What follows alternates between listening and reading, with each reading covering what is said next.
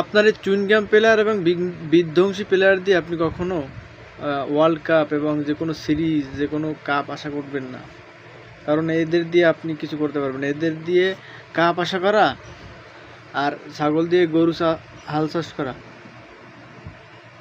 সমান কথা, ঠিক আছে?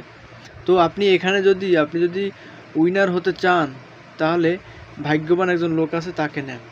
যেমন সে হচ্ছেন আকবর আলী, যেখানে যে কোনো সিরিজ তার এই এতটুকু লাইফে তিনি 3টে জায়গায় তিনি উইনার হয়েছেন এবং কাপ এনেছেন। তো আমি তাকে বলবো সে একজন লাকি ম্যান।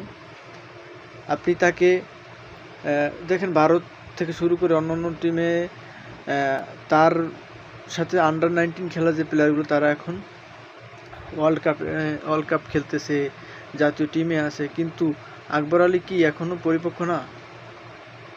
অবশ্যই পরিপক্ক। তাকে একটু না একটু চান্স দেওয়া উচিত। আর তার আসলে এমনিতেই ভাগ্য ভালো, খেলা কম পারুক বা বেশি পারুক তার ভাগ্য ভালো। তো তাকে যদি আপনি দলে নিতে পারেন তাহলে আপনার হয়তো ভাগ্যের জোরে একটা কাপ পেয়ে যেতে পারেন।